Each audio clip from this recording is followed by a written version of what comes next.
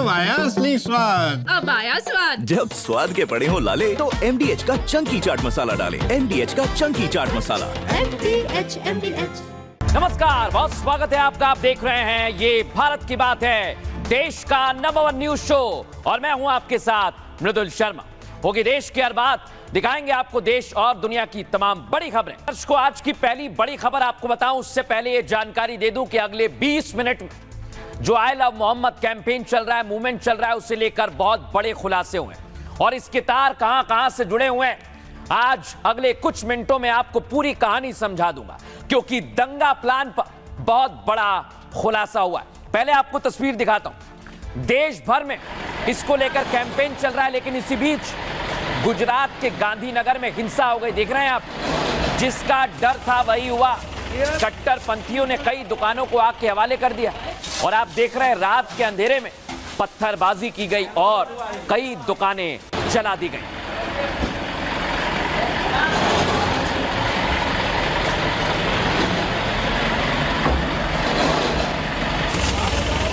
तो ये गुजरात के गांधीनगर तक आग पहुंच गई है, लेकिन सिर्फ इतना नहीं हुआ है। देख रहे हैं यहां पर पत्थरबाजी की जा रही है और बाकायदा आई लव महाकाल को लेकर पोस्ट किया गया। उसके बाद माहौल खराब हो गया और कैसे दुर्गा पंडाल पर पत्थर बरसा जा रहे हैं। देखिए जरा, ये पंडाल है जहां पर लोग खड़े हुए हैं, दिखाइए जरा।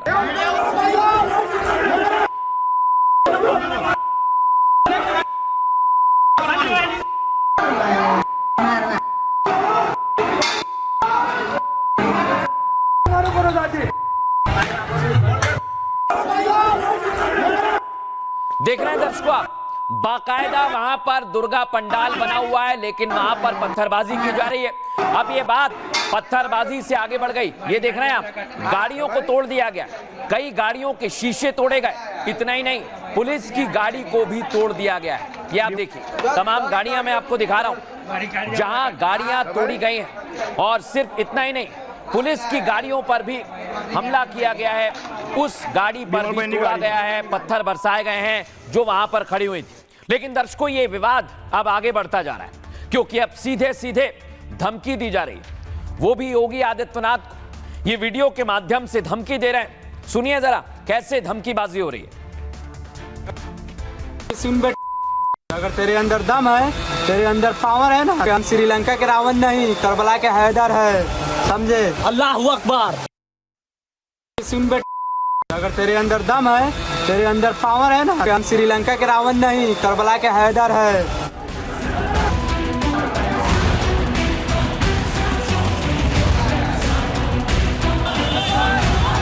सुन बेटा, अगर तेरे अंदर दम है, तेरे अंदर पावर है ना, हम श्रीलंका के रावण नहीं, करबला के हैदर है, समझे? अल्लाह अकबर। झूठ की आग में जलते भाईजान अब हिंदुओं को जलाने पर उतर आए। गांधीनगर को कट्टरपंथियों ने जिस तरह आग लगाई, वो संयोग नहीं, प्रयोग नहीं, बल्कि धर्मयुद्ध के नाम पर साजिश विशुद्ध है।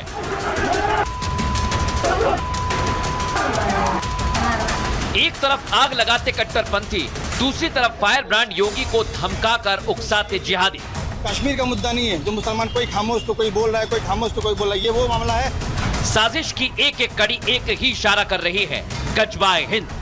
सुन बेटा, अगर तेरे अंदर दम है, तेरे अंदर पावर है ना, हम श्रीलंका के रावण नहीं, करबला के हैदर है, समझे? अल्लाह अकबर। इस पूरी साजिश का सूत्रधार कानपुर का वो कल्लू कबाड़ी है, जिसने स्कूल की शक्ल नहीं देखी, लेकिन दंगे की टूल किट तैयार कर डाली। पूरी टूल किट आज डिकोड करेंगे, साजिश रचने वाले एक एक चेहरे को एक्सपोज करेंगे। बस देखते जाइए। आज मैं आपको पूरी फिल्म समझा दूंगा कि आखिर ये विवाद कैसे बढ़ रहा है, लेकिन पहले गांधीनगर में क्या हुआ बताता हूं आपको। गांधीनगर हिंसा की शुरुआत, पंडाल में लोग मौजूद थे लेकिन पत्थर बरसाए गए। कट्टरपंथियों की भीड़ ने टारगेट कर हिंदुओं पर हमला किया। हिंदुओं की गाड़ियों को चुन चुन कर आग लगाई गई। बवाल से पहले प्लानिंग के तहत इलाके की बिजली काटी गई। अंधेरे में घेर कर हिंदुओं के मोहल्ले पर हमला किया गया। दरअसल विवाद एक व्हाट्सएप स्टेटस को लेकर हुआ। दर्शकों, एसके पटेल नाम के शख्स ने व्हाट्सएप स्टेटस लगाया। सभी को आई लव महादेव स्टेटस लगाना चाहिए, क्योंकि मुस्लिम लोग आई लव मोहम्मद का स्टेटस लगा रहे हैं। विरोध करने के लिए हमें महादेव का स्टेटस लगाना चाहिए। और इसी स्टेटस को देखकर मुस्लिमों का गुस्सा बढ़ गया। मुसलमानों की भीड़ इकट्ठा हुई और हिंदू इलाके पर हमला किया गया। दुकानों का सामान बाहर निकालकर उसे जला दिया गया है। इसके बाद दुर्गा पंडाल को टारगेट कर वहां मौजूद लोगों पर पत्थर बरसाए गए। दावा है कि इस हमले की साजिश काफी पहले से चल रही थी, लेकिन सही मौका ना मिलने के कारण यह फेल हो गया था और इसी तरह के दावे किए जा रहे हैं। लेकिन दर्शकों, जिसने हमला किया है अब उनकी क्या स्थिति हो गई है जरा आपको दिखाता हूं। ये आप देखिए, 60 कट्टरपंथी है, इनको गिनते जाइए। पुलिस ने ढूंढ ढूंढ कर इन्हें पकड़ा है और अब ये कैसे पुलिस के आगे अपने किए पर पछतावा कर रहे हैं आप देख सकते हैं। गिनते जाइए, 60 है, एक दो नहीं, 60 कट्टरपंथी हैं।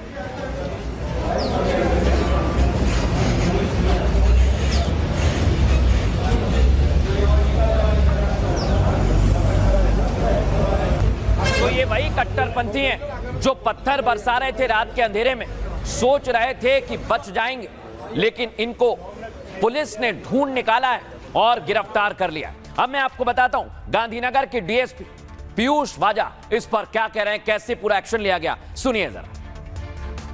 वहाँ पे कल रात को कुछ सोशल मीडिया के इश्यू की वजह से कुछ लड़के थे, उन्होंने राइटिंग जैसा किया है और तकरीबन 60 लोगों को हमने राउंड अप किया है और बाकी का कार्रवाई भी अभी चालू है। अब दर्शकों मैं आपको बताता हूं, यहां गुजरात में हिंसा हो रही है, कई प्रदेशों में रैलियां निकल रही हैं, लेकिन इसकी शुरुआत कहां से हुई?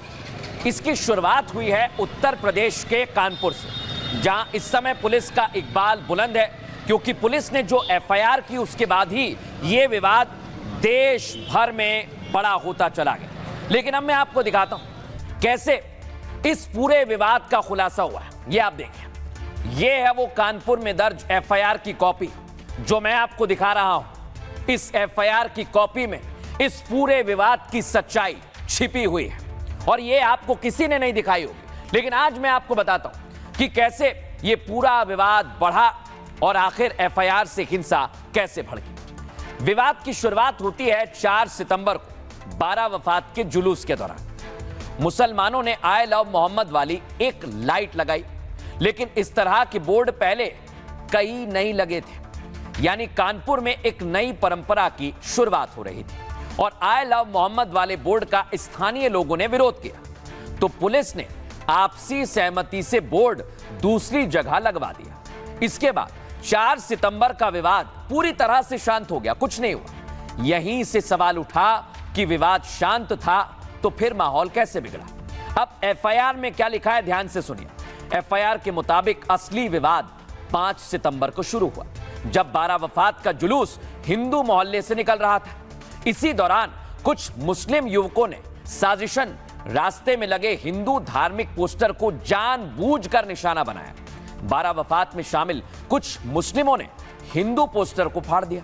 हालांकि तब पुलिस ने जैसे तैसे टकराव होने से बचा लिया और पोस्टर फाड़ने वालों के खिलाफ एफआईआर दर्ज की। धार्मिक पोस्टर फाड़ने का सीसीटीवी भी 10 सितंबर को मिल गया और सीसीटीवी में मुस्लिम युवक पोस्टर फाड़ते हुए दिखे। इनकी मंशा माहौल बिगाड़ने की थी ताकि तनाव बढ़े, लेकिन अफवाह फैलाई गई कि मोहम्मद साहब का पोस्टर लगाने पर मुसलमानों पर एफआईआर हुई। पूरे देश में इसी झूठ के सहारे साजिशन आंदोलन को खड़ा किया गया। सच तो यह है कि हिंदुओं के पोस्टर फाड़ने पर उन लोगों पर एफआईआर हुई है जिन्होंने यह कृत्य किया है। यानी यहां पर किसी भी तरह की कोई भी दिक्कत पोस्टर से नहीं। अब मैं आपको दिखाता हूं, बावजूद इसके लोग बहकावे में आ रहे हैं और योगी आदित्यनाथ को धमकी दे रहे हैं। ये सिर्फ एक जगह की तस्वीर नहीं है, कई सारे ऐसे वीडियोज आए। मैं आपको एक और वीडियो दिखाता हूं, अलग अलग जगह पर धमकियां दी जा रही हैं, लेकिन कैसे इस पूरे विवाद को हवा दी गई और कट्टरपंथी अब सीएम योगी को धमकी दे रहे हैं, सुनिए जरा। इंडिया के मुसलमानों के ऊपर आई लव मोहम्मद कहने पर योगी बहुत बड़ा एक्शन ले रहा है। योगी मैं एक बात कहना चाहता हूँ कि मुसलमान इंडिया के एक बार आई लव मोहम्मद कह रहा है, उसके ऊपर केस कर रहा है, एक्शन ले रहा है। मैं एक बार नहीं 1000 बार कहूँगा आई लव मोहम्मद, क्योंकि हम श्रीलंका के रावण नहीं, करबला के हैदर है। कोई शाहीन बाग, ये कोई एनआरसी, ये कोई शिये, ये कोई कश्मीर का मुद्दा नहीं है। जो मुसलमान कोई खामोश तो कोई बोल रहा है, कोई खामोश तो कोई बोल रहा है। ये वो मामला है जिसमें हिंदुस्तान भी बोलेगा और अफगानिस्तान भी बोलेगा, पूरा दुनिया का अहले मुसलमान उठ के खड़ा होकर बोलेगा। अगर नाम मोहम्मद पे कोई बात आती है तो मुसलमान कभी खामोश नहीं रहेगा। धमकी दी जा रही है, लेकिन दर्शकों एक और खुलासा आज हुआ है। एकाएक देश भर में इतने पोस्टर कहां से बन गए? दिख रहे हैं आप, कहीं झंडे हैं, कहीं फिलिस्तीन का झंडा लिया जा रहा है, कहीं पोस्टर लेकर लोग सड़कों पर आ गए और पूरे देश भर में ये पोस्टर रातों रात आ गए। दर्शकों इस पोस्टर को लेकर भी आज हमने पड़ताल की तो खुलासा हुआ कि आखिर ये पोस्टर इतने सारे कैसे और कहां से बन रहे हैं। आइए जरा मैं आपको बताता हूं। जिस तरह पूरे देश में आई लव मोहम्मद कैंपेन चल रहा है, कैंपेन में इस्तेमाल होने वाले लाखों पोस्टर भी सवालों में आ गए। लाखों की संख्या में ये पोस्टर कहां छप रहे हैं? इन पोस्टर बैनर को लोग कैसे ला रहे हैं, उन तक कैसे पहुंच रहा है? पोस्टर बैनर की छपाई में होने वाला खर्च कौन दे रहा है? नियम के मुताबिक पोस्टर पर प्रिंटिंग प्रेस का नाम होता है, लेकिन इन पोस्टर में अवैध पोस्टर है। ना तो प्रिंट करने वाले का नाम है, ना ही पोस्टर पर किसी संगठन का चिन्ह छपा हुआ है। यानी इन पोस्टर्स की छपाई पूरी तरह से अवैध है और इस पोस्टर छापने वाले ने अभी तक अपनी पहचान छिपा रखी है। एक्सपर्ट ये दावा कर रहे हैं कि पोस्टर बाहरी राज्यों से छप रहे हैं और पोस्टर का ऑर्डर ऑनलाइन लिया जा रहा है। छपाई के बाद उन्हें तय जगह पर डिलीवरी के लिए मध्य प्रदेश लाया जा रहा है। यानी ऐसी जगह का इस्तेमाल हो रहा है जो पुलिस की नजर से दूर हो। पुलिस एक्टिव हो गई है। शक है कि मुसलमानों को भड़काने की साजिश हो रही है, क्योंकि कभी फिलिस्तीन, कभी आई लव मोहम्मद के पोस्टर छापे जा रहे हैं और छापने वाले लोगों को पुलिस खंगाल रही है। अगर प्रिंटिंग प्रेस को पुलिस ट्रेस कर पाई तो और भी बड़े और अहम खुलासे हो सकते हैं। लेकिन सवाल यही है दर्शकों कि किसी भी भगवान का, किसी भी ईश्वर की प्रार्थना करने से कोई नहीं रोक रहा है, लेकिन भड़का कौन रहा है? सवाल यही है। पुलिस क्या कर रही है, सुनवाते हैं आपको। की चीज़ें नेट पे अवेलेबल है, आसानी से है। सभी देशों के झंडे हैं या दूसरी चीज़ें हैं, यदि जो इंटरनेट का जो हमारे पास साधन है उसका उपयोग और दुरुपयोग दोनों किया जा सकता है। तो ये सामग्री स्थानीय स्तर पर भी तैयार की जा सकती है। देखिए, जैसे मैं झंडे का काम कर रहा हूँ, ऐसे पूरे देश में बहुत सारे झंडे वाले हैं। तो वो एक कहावत है ना कि जिसके गुण जिससे होते मिल जाते हैं, तो वो लोग बनाते होंगे। अगर नहीं बनाते होंगे तो कहाँ से आएंगे? तो हमारे लाइन में भी बहुत सारे व्यापारी ऐसे हैं जो इस तरीके का काम करते हैं, आर्थिक लाभ के लिए करते होंगे, मानी सी बात है। धीरे धीरे ये खुलासे हो रहे हैं, लेकिन इसे लेकर देश भर में सियासत हो रही है। मध्य प्रदेश में क्या कहा जा रहा है, सुनवाता हूं आपको। मध्य प्रदेश शांति का टापू है और किसी भी स्थिति में इसमें इस रंग में भंग डालने का काम किसी को भी अनुमति देने लायक नहीं है। प्रदेश का माहौल खराब करने की कोशिश कर रहे हैं, ऐसे लोगों को बख्शा नहीं जाएगा। क्या आई लव मोहम्मद के झंडे को लगाना कोई अपराध है? ये कोई आज से हो रहा है? ईद मिलाद नबी का जब से जुलूस निकलता है सदियों से, तब से इस तरह के झंडे इस्तेमाल होते हैं। जब महाशिवरात्रि आती है तो पूरे प्रदेश में, पूरे देश में जय महाकाल के झंडे लगते हैं। तो ये कोई झंडे नए तो नहीं आ गए हैं जिसके ऊपर जांच हो रही है। दर्शकों, मैं आपको बताता हूं कि भारत तो भारत, पड़ोसी मुल्क में भी सनातन के खिलाफ साजिश हो रही है। और मैं हवा में बात नहीं कर रहा हूं, क्योंकि इस समय नवरात्र चल रहे हैं, लेकिन पड़ोसी मुल्क में क्या हो रहा है ये आपको दिखा देता हूं। दिखाइए जरा, ये आप देखिए। ये बांग्लादेश ढाका में एक नन्ही बच्ची मां दुर्गा का स्वरूप लिए, यानी लोग वहां पर अभी भी हैं, हिंदू वहां पर नवरात्र का त्योहार मना रहे हैं, लेकिन कट्टरपंथियों को ये चुभने लगा है। और इसका सबूत मैं आपको अब दिखाने वाला हूं। ये देखिए आप, सबूत देख रहे हैं आप। ये प्रतिमा है, दुर्गा प्रतिमा। मां दुर्गा की प्रतिमा को खंडित किया जा रहा है, तोड़ा जा रहा है। और ये ऐसी तस्वीरें हैं कि हम आपको दिखा नहीं सकते। देख रहे हैं आप, बाकायदा कट्टरपंथी चिन्हित करके निशाने पर ले रहे हैं भगवान, और हिंदुओं को टारगेट किया जा रहा है। ये तस्वीर मैं आपको दिखा रहा हूं और इसको हमने ब्लर किया है, क्योंकि ये तस्वीर सिर्फ और सिर्फ कट्टरपंथ को बढ़ावा दे रही है। अब आपने ये तस्वीर देखी दर्शकों, अब मैं आपको एक और तस्वीर दिखाता हूं। देख रहे हैं, बाकायदा जो पंडाल बनाए जाते हैं वहां पर एक शख्स रात के अंधेरे में घुसता है और पूरी झांकी को तोड़ देता है। इसके पीछे क्या मंशा है, सोचिए जरा आप थोड़ी देर के लिए। ये क्या हो रहा है बांग्लादेश में? क्या वहां पर त्योहार मनाना हिंदुओं के लिए अब जी का जंजाल बन गया है? अब दर्शकों ये देखिए, हिंदुओं ने कहा सरकार तो कुछ कर नहीं रही है, यूनुस सरकार से कुछ नहीं हो रहा है, तो वही लोग लाठी डंडे लेकर बैठ गए पंडाल के बाहर। ये पंडाल पीछे देखिए जरा, तिरपाल लगी हुई है, वहां पर देवी मां की मूर्ति है और ये लोग खुद अपनी रक्षा में, खुद पंडाल की सुरक्षा में बैठे हुए हैं, हाथों में तलवार और डंडे लेकर।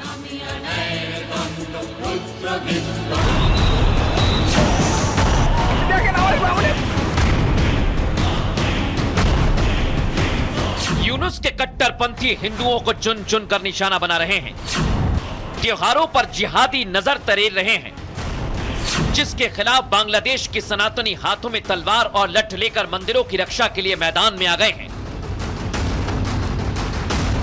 पाकिस्तान की गोद में बैठे मोहम्मद यूनुस का नफरती एजेंडा बेहद खतरनाक है। वो बांग्लादेश को इस्लामिक कंट्री बनाने की तैयारी में है और अपने पालतू जिहादियों को नफरत फैलाने की खुली छूट दे रहा है, जिससे हिंदुस्तान को सावधान रहने की जरूरत है।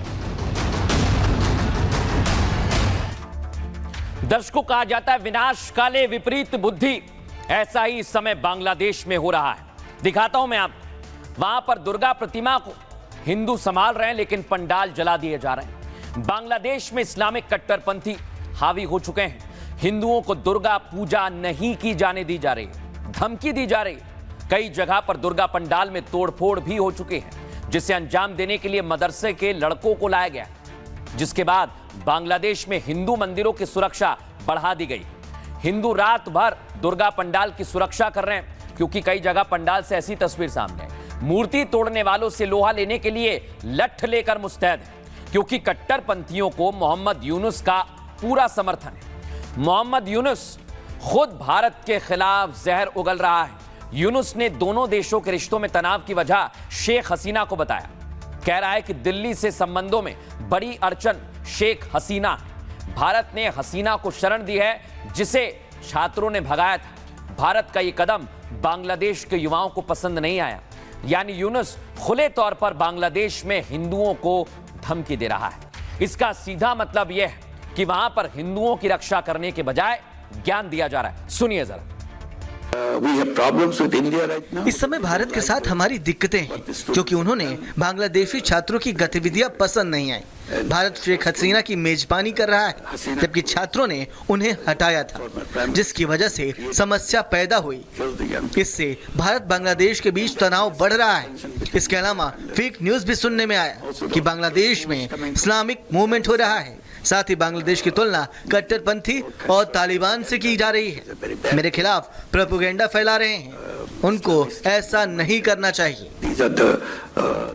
अब दर्शकों, मैं आपको बताता हूं ये बांग्लादेश इतना क्यों उछल रहा है, क्योंकि बांग्लादेश को लगता है कि पाकिस्तान उसके साथ आ गया है। और ये तस्वीर अमेरिका की, जहां पर यूनुस और शहबाज की मुलाकात हुई। लेकिन मैं आपको इतना बता देना चाहता हूं कि यहां पर पाकिस्तान बहुत बड़ी साजिश कर रहा है, और पाकिस्तान और बांग्लादेश का मिलना ये बता रहा है कि ये साजिश बहुत बड़ी है। और इसके पीछे किस तरह की तैयारी है बताता हूं आपको, क्योंकि बांग्लादेश को इस्लामिक मुल्क बनाने का काम चल रहा है।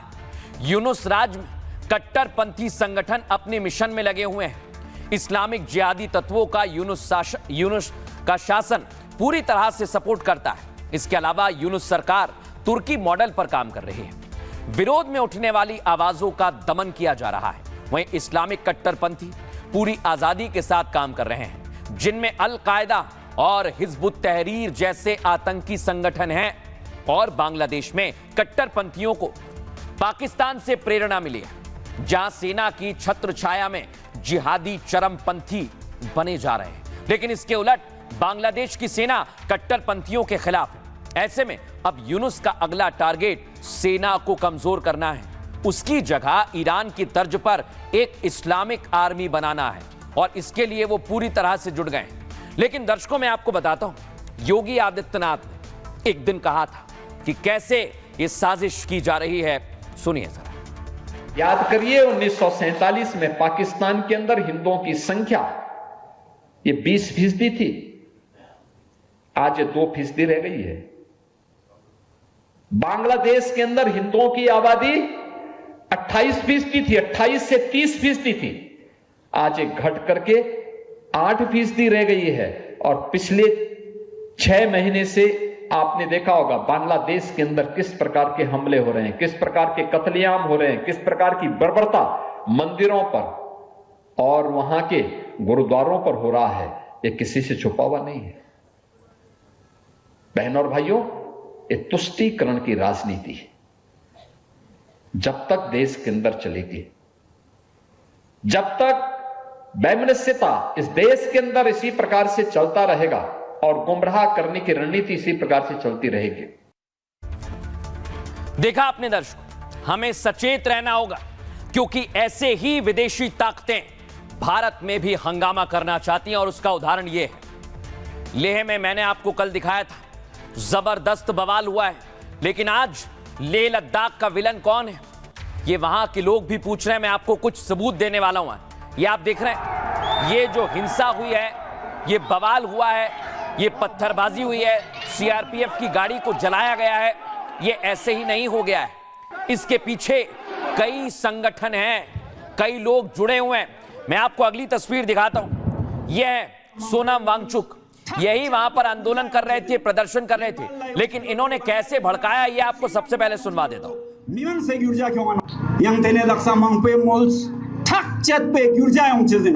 नेपाल ला उस्तो बांग्लादेश ला उस्तो श्रीलंका उस्तो मिवन से गिरजा क्यों नोक्तेने चिक चिक शीना तेने क्यों नोक समरा गयाले ये देवाते हो।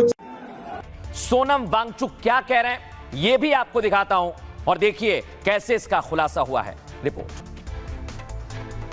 yang tene daksa mangpe mols thak chat pe gyurja yong chezeno Nepal ला उस्तो बांग्लादेश ला उस्तो श्रीलंका उस्तो मिवन से गिरजा क्यों नोक्तेने चिक चिक शीना तेने क्यों नोक समरा गयाले ये देवाते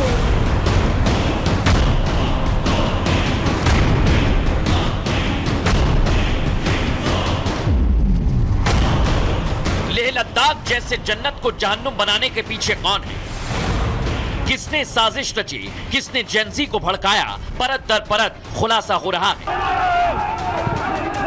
yang tene daksa mangpe mols thak chat pe gyurja yong chezeno Nepal ला उस्तो बांग्लादेश ला उस्तो श्रीलंका उस्तो मिवन से गिरजा क्यों नोक्तेने चिक चिक शीना तेने क्यों नोक समरा गयाले ये देवाते हो। ये वही एक्टिविस्ट सोनम वांगचुक है जो लद्दाख को राज्य का दर्जा दिलाने के लिए अनशन को हिंसक प्रदर्शन में बदल देता है। आरोप है कि सोनम के भड़काऊ बयान से हिंसा भड़क गई, जिसमें विदेशी ताकतों का भी रोल माना जा रहा है। ऐसे में केंद्र सरकार सोनम को जिम्मेदार ठहराते हुए विदेशी कनेक्शन को खंगाल रही है। सरकार की पूरी कोशिश है कि लोगों को ना भड़काया जाए, लेकिन कौन है जो हिंसा को भड़का रहा है? आइए जरा मैं आपको बताता हूं, क्योंकि लेह में इस समय आग ठंडी हो चुकी है। लेह लद्दाख में हुई हिंसा का जिम्मेदार सोनम वांगचुक को बताया जा रहा है। सरकार ने सोनम वांगचुक को जिम्मेदार ठहराया है। गृह मंत्रालय ने कहा कि उत्तेजक बयान दिए गए, लेह में जानबूझकर हिंसा को भड़काया गया, जेंजी के प्रदर्शन का हवाला देकर गुमराह किया गया, साजिशन राजनीतिक दल के दफ्तर को निशाना बनाया गया, लेकिन सरकारी कार्यालय पर हमला किया गया है। घटना में कांग्रेस नेताओं की भूमिका सवालों के घेरे में है। राजनीतिक और निजी स्वार्थ के लिए युवाओं को भड़काया गया। साथ ही लेह हिंसा में नेपाल कनेक्शन भी सामने आ गया है। दावा है कि हिंसा में घायल कुछ लोग नेपाल के। आप सोचिए जरा, ऐसे में लेह में सुनियोजित साजिश की जांच चल रही है। वांगचुक का एनजीओ जिसका लाइसेंस कैंसिल कर दिया गया है, रद्द करने के पीछे एफसीआरए के नियमों का उल्लंघन बताया गया है। सोनम वांगचुक पर विदेशी फंडिंग का शक है, इनको बाहर से पैसा मिला और फिर साजिश की गई। लेकिन इस पूरे मसले को लेकर सोनम वांगचुक सफाई दे रहे हैं, सुनवाता हूं आप। एक प्रेस रिलीज देती है गृह मंत्रालय, भारत जैसे महान बड़े देश का गृह मंत्रालय प्रेस रिलीज देता है जिसमें वो कहते हैं सोनम वांगचुक 3-4 बार सोनम वांगचुक एक छोटे से इंसान पर वो पूरा दोष मढ़ते हैं। तो ये एक कड़ी का हिस्सा है, ये भी कल का वाला भी एक कड़ी का हिस्सा है। ये कोई 1.5 महीना पहले शुरू हुआ, जबकि लद्दाख के जो चुनाव हैं वो 2 महीने में आने वाले थे। ये वही चुनाव है जिसमें लोग मांग कर रहे हैं कि पिछले चुनाव का वादा पूरा कीजिए अगले में जाने से पहले। पिछले चुनाव का वादा था कि आपको 6वें शेड्यूल में लाएंगे, तो अब लोग मांग कर रहे थे इसे पूरा किए बिना हम आपको नहीं जाने देंगे। उनमें से बड़ी आवाज़ मेरी थी, तो मुझ पर उन्होंने निशाना साधा। दर्शकों, अब खबरों में आगे बढ़ेंगे। आज पीएम मोदी ने यूपी की धरती से दुनिया को बहुत बड़ा संदेश दिया है। और यह संदेश क्या है? इस संदेश को देखकर दुनिया के कई देश हैरान रह गए। मैं आपको दिखाता हूं। सबसे पहले आज प्रधानमंत्री नरेंद्र मोदी और मुख्यमंत्री Yogi Adityanath international trade expo का उद्घाटन करने पहुंचे। देख रहे हैं आप, ये ग्रेटर नोएडा की तस्वीर है जहां पीएम मोदी पहुंचे और दुनिया के कई लोग यहां पर, कई देशों से यहां पर लोग आए हैं।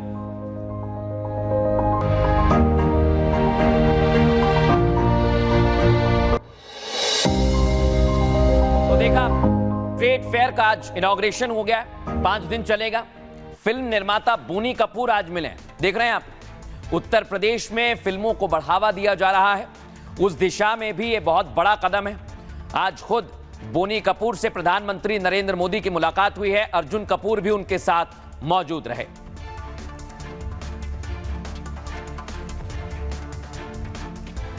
अब मैं आपको दिखाता हूं, यह पूरा इंटरनेशनल ट्रेड फेयर रूस के सहयोग से भी चल रहा है और रूसी डेलीगेशन पहुंचा। मुख्यमंत्री योगी आदित्यनाथ ने मुलाकात की।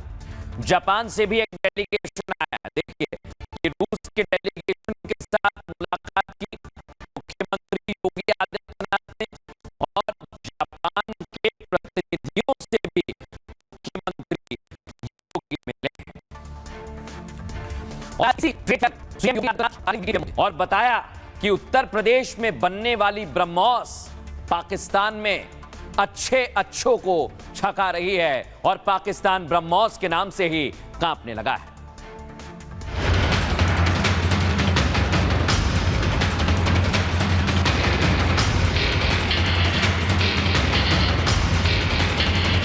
अमेरिका के साथ छिड़े टैरिफ वार के बीच पीएम मोदी ने यूपी के ग्रेटर नोएडा से बड़ा संदेश दिया। पीएम मोदी ने स्वदेशी का मंत्र देते हुए कहा, अब व्यापार के लिए हमें शर्तें नहीं, समझौतों पर निर्भर नहीं रहना है, भारत को आत्मनिर्भर बनाना है। हर वो प्रोडक्ट जो हम भारत में बना सकते हैं वो हमें भारत में ही बनाना है। हम चिप से शिप तक भारत में बनाना चाहते हैं। मोदी ने दुनिया के साथ राजनीतिक विरोधियों को भी जमकर घेरा। कहा, कांग्रेस के समय टैक्स की लूट मची थी। कुछ राजनीतिक दल देश के लोगों को भ्रमित करने का प्रयास कर रहे हैं। 2014 के पहले वो जो सरकार चला रहे थे, उसकी नाकामियां छिपाने के लिए कांग्रेस और उसके साथी दल जनता से झूठ बोल रहे हैं।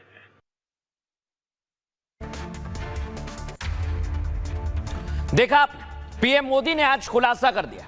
लेकिन मैं आपको बताता हूं कि कैसे आज प्रधानमंत्री नरेंद्र मोदी ने दुनिया को संदेश दिया है। मोदी ने आज यूपी से दुनिया को संदेश दिया है। कहा, हम जितना दूसरे देशों पर निर्भर रहेंगे उतना ही विकास के लिए हमें समझौता करना पड़ेगा। भारत को अब किसी पर निर्भर रहना मंजूर नहीं है। भारत को अब आत्मनिर्भर बनना है। हम चिप से शिप तक भारत में बनाना चाहते हैं। मोदी ने इस मौके पर यूपी के विकास की तारीफ की। देश में बनने वाले 55% मोबाइल यूपी में बनते हैं। सेमीकंडक्टर यूनिट पर जल्द काम शुरू होने वाला है। यूपी में देश के सबसे अधिक इंटरनेशनल एयरपोर्ट है और उत्तर प्रदेश में ब्रह्मोस जैसी ताकतवर मिसाइल बन रही है। ब्रह्मोस ने ऑपरेशन सिंदूर में पाक को घुटनों पर ला दिया था। पाकिस्तान के 11 एयरबेस को तबाह कर दिया था। दुनिया के 14 से ज्यादा देश ब्रह्मोस खरीदना चाहते हैं और यूपी में AK-203 राइफल का उत्पादन भी शुरू हो रहा है। जीएसटी दरों में कटौती को लेकर योगी आदित्यनाथ ने पीएम मोदी की तारीफ की। कहा पीएम ने दिवाली पर जीएसटी कम कर गिफ्ट दिया है। लेकिन इधर यूपी के विकास को लेकर पीएम मोदी तारीफ कर रहे थे, उसके बाद समाजवादी पार्टी पर सवाल खड़े होने लगे।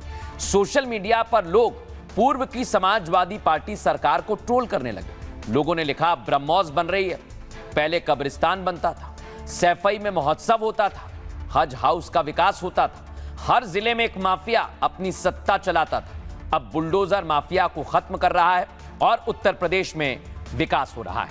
अब आपको सुनवाते हैं प्रधानमंत्री नरेंद्र मोदी ने क्या संदेश दिया है, सुनिए जरा। पूरे भारत में जितने मोबाइल फोन बनते हैं उसमें से लगभग 55% मोबाइल यहां उत्तर प्रदेश में बनते हैं। पुर्जे पुर्जे पर मेड इन इंडिया की छाप हो, हम ऐसा इकोसिस्टम बना रहे हैं और यूपी इसमें भी बड़ी भूमिका निभा रहा है। बहुत जल्द रूस के सहयोग से बनी फैक्ट्री से AK-203 राइफल का उत्पादन शुरू होने जा रहा है। यूपी में एक डिफेंस कॉरिडोर का भी निर्माण हो रहा है, जिसमें ब्रह्मोस मिसाइल समेत अनेक अस्त्र शस्त्र का निर्माण शुरू भी हो चुका है। जो 4 स्लैब्स थे उनमें मुख्य रूप से 2 स्लैब्स ही अब इस नई सुधार के अंदर जीएसटी रिफॉर्म के माध्यम से हम सबको देखने को मिलेंगे। उत्तर प्रदेश जैसे राज्य के लिए ओडीओपी सेक्टर के हमारे उद्यमियों को तो एक प्रकार का ये नया जीवनदान प्राप्त हुआ है। अब इधर बीजेपी विकास की बात कह रही है, उधर समाजवादी पार्टी पर सवाल खड़े हुए तो वार पलटवार होने लगा। अमीक जमाई क्या कह रहे हैं और बीजेपी ने कैसे जवाब दिया, सुनवाता हूं आपको। स्वदेशी जो हमारे प्रोडक्ट हैं, जो भारत ओन्ड स्वदेशी प्रोडक्शंस हैं, उसकी कोई लिस्ट तो जारी कर दें। एक लिस्ट बनाइए कि भारत आत्मनिर्भर होकर क्या बना रहा है। असेंबल इन इंडिया को आप कह रहे हैं मेड इन इंडिया, असेंबल कर रहे हैं ना। प्रधानमंत्री जी कह रहे हैं, वहां पर 2 बातें उन्होंने कही। एक तो उन्होंने कहा कि साहब सारे देश के प्रमुख सचिव को मैं कहना चाहता हूं, विकास के मामले में कोई बाधा नहीं आनी चाहिए। बाधा तो उत्तर प्रदेश जैसे जो बड़े बड़े प्रोजेक्ट्स हैं, गुजराती कंपनियां हैं, उनके बिल क्लियर करने में आईएएस फरार है। तो बाधाएं तो आपकी गुजराती कंपनियां हैं जो पूरे देश को लूटने का काम कर रही। आत्मनिर्भर होना सबसे अच्छी बात है। परम स्वतंत्र न सर पे कोई, गोस्वामी जी ने लिखा था कि इससे ज़्यादा सर पे कोई ना हो, उससे ज़्यादा सुखी आदमी और स्वतंत्र कोई नहीं होता है। अब दर्शकों, इधर प्रधानमंत्री नरेंद्र मोदी ने दावा किया है और उधर भारत अपनी ताकत दिखा रहा है। देख रहे हैं आप, दुनिया ने आज भारत की ताकत देखी। यहां पर हमने अग्नि प्राइम मिसाइल का सफल परीक्षण किया। देखिए जरा इसकी उड़ान।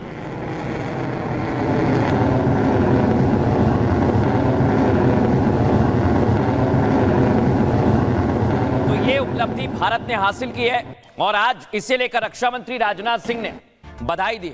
देख रहे हैं आप, राजनाथ सिंह ने डीआरडीओ को बधाई दी। सोशल मीडिया प्लेटफॉर्म के जरिए यह बधाई दी गई। लेकिन इधर बधाई संदेश दिया गया और उधर भारत ने अग्नि सफल मिसाइल का सफल टेस्ट किया और इधर पाकिस्तान और चाइना की नींद उड़ गई है। लेकिन दर्शकों, मैं आपको बताऊंगा कि आखिर ये अग्नि प्राइम मिसाइल हमारे लिए कितनी खास है। भारत ने अग्नि प्राइम का सफल परीक्षण किया है। ओडिशा के चांदीपुर इंटीग्रेटेड टेस्ट रेंज में परीक्षण हुआ है। 2 चरणीय ठोस ईंधन मिसाइल और कैनिस्टर से इसे लॉन्च किया गया। 2000 किलोमीटर तक इसकी रेंज है, इसलिए चीन और पाकिस्तान की नींद उड़ गई है।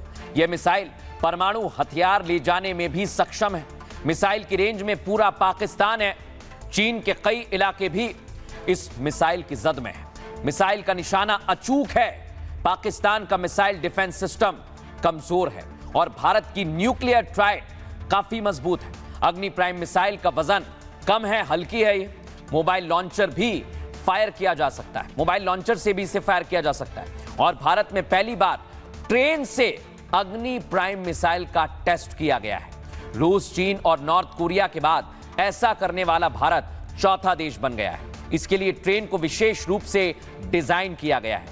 यह ट्रेन जहां तक रेल लाइन मौजूद है वहां तक जा सकती है और मिसाइलों को रेल सुरंगों में छिपाया भी जा सकता है। रात के अंधेरे में और धुंध भरे इलाके में भी इसे लॉन्च किया जा सकता है। यह इसकी ताकत है। अब मैं आपको बताता हूं इसे लेकर डिफेंस एक्सपर्ट क्या कह रहे हैं, सुनिए जरा।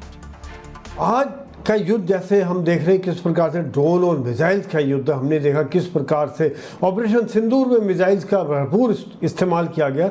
ऐसे में बड़ा ज़रूरी है कि हम एक फ्लेक्सिबिलिटी रखें, क्योंकि जो हमारे मिसाइल लॉन्च साइट्स हैं वो अगर पाकिस्तान या दुश्मन की नज़र में वो वहाँ पे अटैक करके उसको बर्बाद कर सकते हैं, परंतु अगर रेल के ऊपर बेस्ड हैं तो वो हम उनको पता है कि यहाँ पे, लेकिन हम उनको 50-100 किलोमीटर बाई ट्रेन वहाँ ले जाके वहाँ से फायर कर दिया, उसके बाद फिर लौटा के तीसरी जगह पे ले गए तो उनको पता नहीं चल पाएगा। एक हमारा सरप्राइज फैक्टर बना रहेगा, एक उनको धोखा होगा कि कहाँ से आया ये फायर, तो ये सफलता के चांसेस हमारे बहुत ज़्यादा हो जाते हैं। बहुत बहुत बधाई DRDO को और SFC को।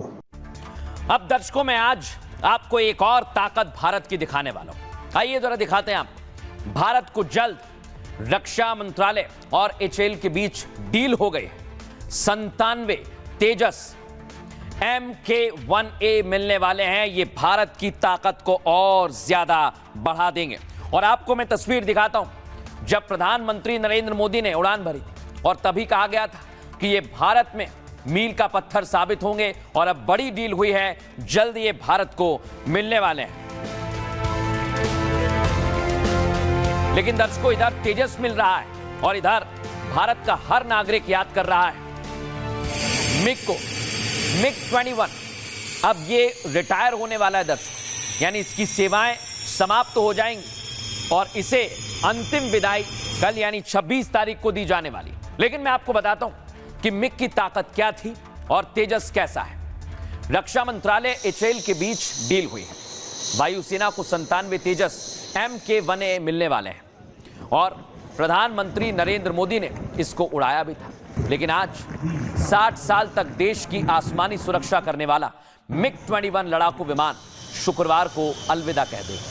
26 सितंबर को चंडीगढ़ में इसकी विदाई को वायुसेना बेहद खास बनाने में जुटी है। विदाई समारोह की तैयारी के लिए बुधवार को चंडीगढ़ में फुल ड्रेस रिहर्सल भी हुई। इस दौरान MiG-21 के साथ जगुआर और सूर्य किरण एरोबेटिक टीम ने फ्लाई पास्ट किया। आकाश गंगा स्काई डाइवर्स ने उनकी टीम भी मौजूद थी और करीब 4000 फीट की ऊंचाई से नीचे छलांग लगे। MiG-21 की विदाई पर खुद वायुसेना प्रमुख air chief marshal AP Singh cockpit में बैठेंगे। विमान की इस आखिरी उड़ान को squadron leader Priya Sharma lead करेंगे और वायुसेना की परंपरा के मुताबिक रिटायर होने से पहले MiG-21 विमानों को वाटर सैल्यूट दिया जाता है, जो तस्वीरें हम आपको दिखा रहे थे। 62 साल की सर्विस के दौरान 1971 युद्ध, करगिल और कई बड़े मिशन में मिग ने बहुत बड़ी और अहम भूमिका निभाई। MiG-21 रिटायर हो रहा है। वायुसेना में MiG-21 की जगह तेजस लड़ाकू विमानों ने ले ली है और रक्षा मंत्रालय ने 97 तेजस Mark 1A लड़ाकू विमानों के लिए HAL के साथ डील की है। रक्षा मंत्रालय HAL को 62,370 करोड़ रुपए का पेमेंट करेगी। HAL को तेजस फाइटर जेट के लिए दूसरी बार ऑर्डर मिला है। इससे पहले केंद्र ने फरवरी 2021 में 46,898 करोड़ की डील के तहत HAL को 83 Mark 1A का ऑर्डर दिया था। इसकी डिलीवरी के लिए कंपनी के पास 2028 तक का समय है। अब आपको बताते हैं तेजस Mark 1A की खासियत क्या है। यह सिंगल इंजन वाले तेजस एयरक्राफ्ट का एडवांस वर्जन है। यह चौथी पीढ़ी का हल्का लड़ाकू विमान है जो कम वजन के चलते बेहद फुर्तीला है। अपग्रेडेड एवियनिक्स और रडार सिस्टम लगे हुए हैं। 2205 किलोमीटर प्रति घंटे की रफ्तार से उड़ेगा। 50,000 फीट तक की ऊंचाई भरने में सक्षम है। एक बार में 3000 किलोमीटर तक उड़ान भर सकता है। तेजस Mark 1A में 65% से ज्यादा उपकरण भारत में बने हैं और तेजस के पुराने वर्जन को HAL ने ही डेवलप किया है। हवा, पानी और जमीन पर हमलों के लिए डिजाइन किया गया है। मुश्किल हालात में भी अपने टारगेट को निशाना बना सकता है। पूरी ताकत इसकी हमने आपको दिखाई है और इसलिए भारत की ताकत बढ़ गई है। बहरहाल खबरों में आगे बढ़ेंगे और एक और बड़ी खबर आपको बता रहा हूं, क्योंकि इंतजार किया जा रहा है बिहार चुनाव का। और खबर है दर्शकों कि 7 अक्टूबर को बिहार चुनाव का ऐलान संभव है। राजनीतिक दलों की धड़कनें बढ़ गई हैं। मैं आपको तस्वीर दिखाता हूं, क्या तैयारी चल रही है। चाहे नीतीश कुमार हो, तेजस्वी हो, ओवैसी भी मैदान में आ गए हैं और कांग्रेस पार्टी भी प्रियंका वाड्रा, राहुल गांधी के साथ मैदान में आ गई है। यानी तैयारी पूरी चल रही है। और इधर जेडीयू और एलजेपी के कार्यकर्ता भिड़ गए। चुनाव करीब आ रहा है दर्शक, ऐसी तस्वीर आपको देखने को मिलेगी।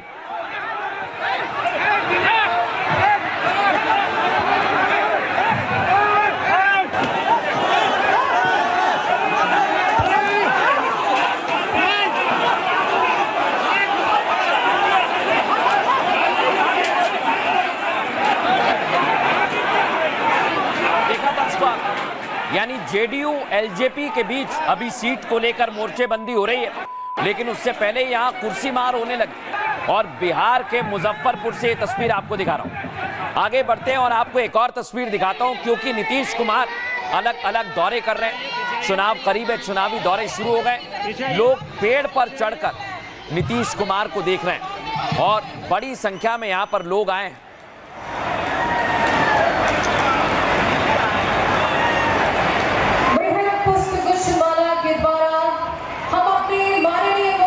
अब मैं आपको बताता हूं, असद उद्दीन ओवैसी किशनगंज में पहुंच गए। सीमांचल में अपनी पैठ मजबूत करना चाहते हैं और देखिए उनकी पार्टी के कार्यकर्ता उनसे मिलने के लिए पहुंच गए।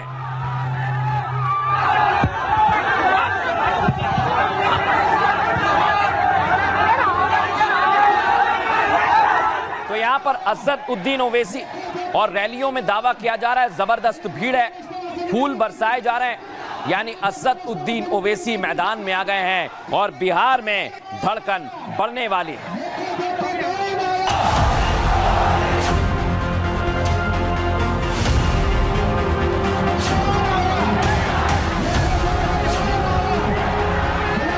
बिहार में जल्द चुनाव का ऐलान होगा। आज चुनाव आयोग ने इसे लेकर साफ संकेत दिए। संकेत है कि 7 अक्टूबर को तारीखों का ऐलान हो जाएगा। इसके संकेत मिलते ही ओवैसी ने तेजस्वी पर हमले और तेज कर दिए हैं। लालू प्रसाद यादव साहब को खत लिखा, उसके बाद तेजस्वी यादव ने कहा कि मुझे नहीं मिला। तो बाप की मौजूदगी में जब बड़ों के सामने कोई बात रखी जाती है तो छोटों को हक नहीं पहुंचता कि वो कहे कि आपने अब्बा को कहा, मुझे नहीं कहा। दरअसल ओवैसी तेजस्वी पर लगातार हमले कर रहे हैं, जबकि तेजस्वी चुप हैं। पार्टी भी तोल मोल कर बोल रही है। आरजेडी की सहयोगी कांग्रेस ने भी अपनी सधी हुई चाल चल दी है। कांग्रेस पार्टी ने बिहार के कैंपेन में स्टार प्रचारक प्रियंका वाड्रा को उतार दिया है, जबकि कांग्रेस ने अब तक सीएम कैंडिडेट के तौर पर तेजस्वी का नाम स्वीकारा नहीं है। तो सवाल ये कि क्या तेजस्वी चौतरफा घिरते जा रहे हैं। नवरात्र के इस पावन अवसर पे इतनी बड़ी संख्या में महिलाएं जुटी हैं। इस बार सब लोग जो है बदलाव चाहते हैं और बदलाव होगा। अब दर्शकों में सबसे पहले आपको बताता हूं, पूरे बिहार में चर्चा है कि चुनाव का ऐलान कब होगा। तो खबर मिल रही है कि 7 तारीख को हो सकता है। बिहार में चुनाव का ऐलान जल्द होने वाला है। संकेत है कि 7 अक्टूबर को ऐलान हो जाएगा। चुनाव आयोग ने इस बात के साफ संकेत दिए हैं। इलेक्शन कमीशन ने राज्य के अफसरों के तबादले पर निर्देश दिए हैं। इलेक्शन कमीशन ने कहा कि 6 अक्टूबर तक प्रक्रिया पूरी कर ली जाए। इलेक्शन कमीशन ने ताकीद की है कि अफसरों की पोस्टिंग गृह जिले में ना हो। एक जगह पर 3 साल तक पोस्टेड अफसर के ट्रांसफर जरूर हो। इलेक्शन कमीशन ने ट्रांसफर पोस्टिंग की रिपोर्ट भी 6 अक्टूबर शाम तक मांगी। अब चुनाव आयोग ने दूसरा बड़ा फैसला भी लिया है। क्या है फैसला? अब सबसे पहले पोस्टल बैलेट की गिनती पूरी की जाएगी, उसके बाद ईवीएम मशीन से काउंटिंग को पूरा किया जाएगा। दरअसल काउंटिंग के दौरान उस दिन बैलेट की गिनती 8 बजे शुरू होती है, जबकि ईवीएम से वोटों की काउंटिंग 8:30 बजे शुरू होती है। कई सेंटर पर ईवीएम से काउंटिंग जल्द पूरी हो जाती है, जबकि बैलेट से वोटों की गिनती चलती रहती है। ऐसे में आखिरी राउंड में ईवीएम से गिनती रोक दी जाएगी। बैलेट से गिनती के बाद ही ईवीएम से गिनती पूरी की जाएगी और बिहार विधानसभा चुनाव में पहली बार यह प्रक्रिया शुरू हो रही है। इलेक्शन कमीशन ने ऐसा फैसला चुनाव नतीजों में पारदर्शिता के लिए किया है ताकि किसी भी पक्ष को पक्षपात के आरोप का मौका भी ना लगे। अब मैं आपको बताता हूं, एक तरफ चुनाव को लेकर पूरी तैयारी की जा रही है और दूसरी तरफ असदुद्दीन ओवैसी मैदान में आ गए और बिहार में 10 दिन बाद चुनाव का ऐलान हो जाएगा संभवतः। इसकी आहट सुनते ही ओवैसी ने हमले तेज कर दिए हैं। ओवैसी के निशाने पर पीएम मोदी, नीतीश कुमार भी हैं, लेकिन उनका सबसे पहला और बड़ा टारगेट है तेजस्वी यादव। बिहार के सीमांचल में आज दूसरे दिन भी तेजस्वी को निशाने पर लिया। ओवैसी ने कहा कि हमने लालू यादव को खत भिजवाया, लेकिन बेटा कहता है कि मुझे खत नहीं मिला। अगर मैंने किसी के घर जाकर पिता से आशीर्वाद ले लिया तो क्या बेटा कह सकता है मुझसे आशीर्वाद क्यों नहीं लिया? आखिर चिट्ठी को लेकर तेजस्वी ने ऐसा क्यों कहा, मुझे मालूम नहीं। ओवैसी ने आगे कहा, तेजस्वी यादव को याद रखना, अगर हमने गठबंधन के लिए हाथ बढ़ाया तो यह हमारी मजबूरी मत समझना। जो हाथ दोस्ती के लिए बढ़ सकता है उसे गिरेबां तक पहुंचने में ज्यादा देर नहीं लगती है। दरअसल ओवैसी इंडी का हिस्सा बनना चाहते हैं, लेकिन तेजस्वी उन्हें कोई भाव नहीं दे रहे। इसलिए ओवैसी तेजस्वी पर लगातार हमले कर रहे हैं। सीमांचल में कल भी हमला बोला था और आज भी ओवैसी ने निशाना साधा, लेकिन तेजस्वी बैकफुट पर है। खुलकर वो कुछ नहीं बोल पा रहे हैं और इसी वजह से दिक्कतें हो रही हैं। लेकिन बिहार का सियासी पारा बढ़ गया है। सुनिए जरा। लालू प्रसाद यादव साहब को खत लिखा, उसके बाद तेजस्वी यादव ने कहा कि मुझे नहीं मिला। मेरे भाई, अगर घर में बाप जिंदा होता है तो बाप की मौजूदगी में जब बड़ों के सामने कोई बात रखी जाती है तो छोटों को हक नहीं पहुंचता कि वो कहे कि आपने अब्बा को कहा, मुझे नहीं कहा। मैं उस घर से आता हूं जहां पर हमने हमारे वालिद मरहूम की जिंदगी में मैंने बहुत ही कम अपने वालिद से आंख में आंख मिलाकर बात किया होगा, मगर ठीक है, हर घर में अलग माहौल होता है। हमारे अल्पसंख्यक भाई सब जान रहे हैं कि धर्मनिरपेक्षता का झंडा कौन बुलंद कर रहा है, कौन सांप्रदायिक शक्तियों को रोक सकता है बिहार में। अब सब लोगों को अधिकार है, सब लोग कहीं चुनाव लड़ सकते हैं, जा सकते हैं। उनका वोट तो सब तेजस्वी यादव ले लिया है, अब उनके पास वोट ही नहीं है और इस बार तो कोई उनको देगा ही नहीं वोट। मुसलमान, वो जितना मुसलमान चिल्ला लें उनको कोई वोट देगा नहीं। इस बार तो जो उम्मीदवार खड़ा करेंगे आरजेडी सबका जमानत जब्त करा देगा। देखा, इधर पूरी तैयारी से ओवैसी मैदान में आ गए तो उधर तेजस्वी यादव महिलाओं को साथ ला रहे हैं और आज उन्होंने महिलाओं से संवाद किया है और आज कई महिलाएं उनसे मुलाकात के लिए भी पहुंचे। ये हम लोगों की एक जिम्मेदारी है, हम लोग का ये नींव की ईंट है। आपकी जिम्मेदारी इस पूरे चरण में बहुत बड़ी। अब मैं आपको दिखाता हूं, इधर कांग्रेस पार्टी ने भी प्रियंका का वीडियो जारी कर दिया है। उधर तेजस्वी महिलाओं से संवाद कर रहे हैं, इधर प्रियंका गांधी भी मैदान में आ गई हैं। जिक्र में शामिल मेरा। अब मैं आपको दिखाता हूं, अभी राहुल गांधी के साथ रैली कर रहे थे, लेकिन इधर महिलाओं के साथ गए तो उधर प्रियंका भी मैदान में आ गई हैं। तो क्या प्रियंका भी चुनौती देंगी? क्योंकि बिहार में तेजस्वी भी पूरी ताकत लगा रहे हैं और कांग्रेस ने भी पूरी ताकत झोंक दी है। 24 सितंबर को पटना में CWC की बैठक हुई है। 26 तारीख को प्रियंका वाड्रा मैदान में आ गई और प्रियंका वाड्रा पटना में महिलाओं से संवाद करेंगे। महिला संवाद के बाद प्रियंका मोतिहारी में रैली करेंगी और प्रियंका की रैली के लिए कांग्रेस ने खास इंतजाम किए हैं।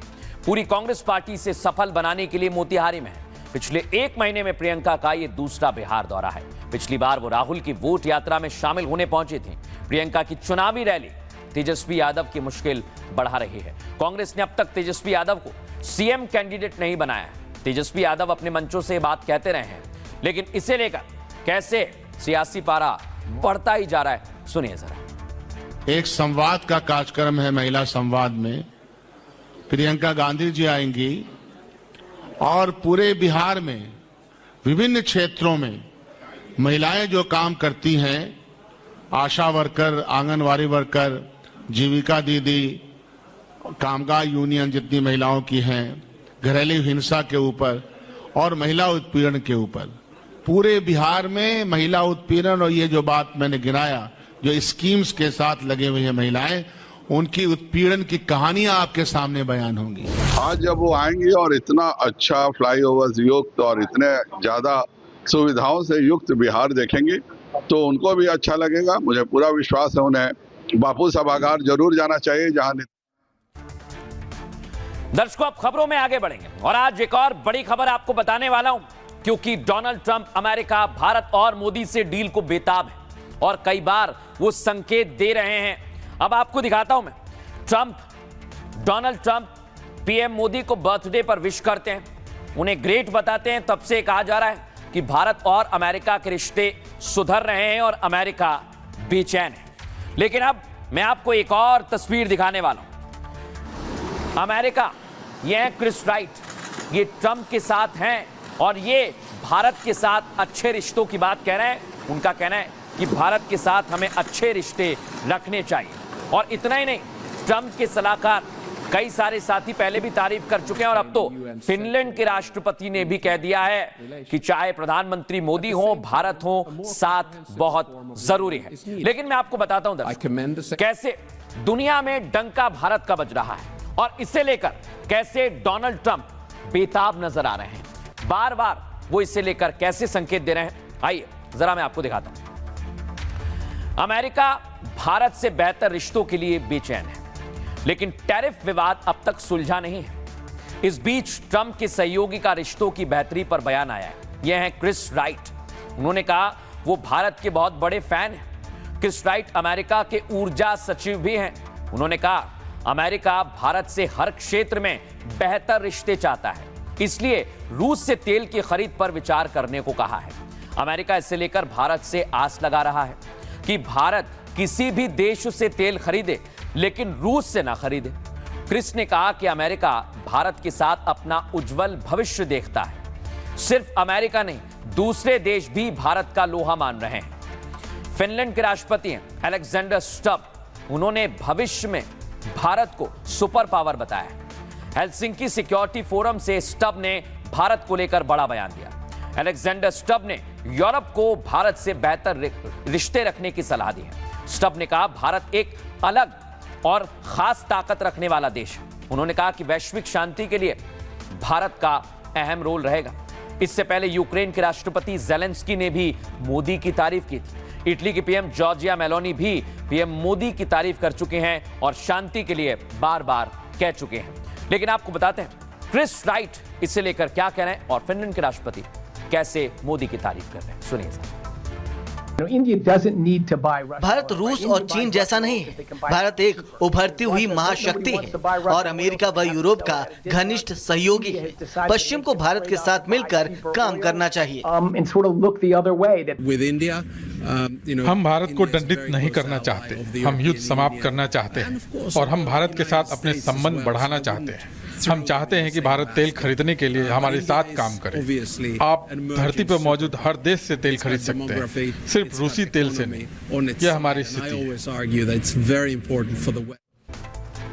तो भारत अपनी पूरी रणनीति के साथ आगे बढ़ रहा है और भारत ने साफ कर दिया कि भारत के लिए उसके किसान महत्वपूर्ण है और किसानों का हित सर्वोपरि है। ये पीएम मोदी ने कह दिया है और आज उन्होंने स्वदेशी का भी मंत्र दिया। बहरहाल आगे बढ़ेंगे और बात करेंगे आज के सूत्र की। आज शारदीय नवरात्र का चौथा दिन है। आज मां दुर्गा के कुष्मांडा स्वरूप की पूजा की जा रही है। मां दुर्गा का चौथा स्वरूप सृष्टि के संचालन का प्रतीक है। इससे यह सीख मिलती है कि रिश्तों में सकारात्मकता होनी चाहिए। नकारात्मकता रिश्तों को कमजोर करती है। अपने पार्टनर के बारे में या उनकी किसी बात के बारे में नकारात्मक सोचना या हमेशा झगड़ा करना आपके रिश्तों को कमजोर बना सकता है। इसलिए आप पॉजिटिव रहें, अच्छी बातें करें और सभी का आशीर्वाद और कृपा आप पर बनी रहे, यही हमारी आशा है। MDH की हल्दी मिर्ची धनिया करे कमाल, ये रंग दे, ये खुशबू दे, ये तीखा, ये कम पड़े, क्या निराला MDH मसाला।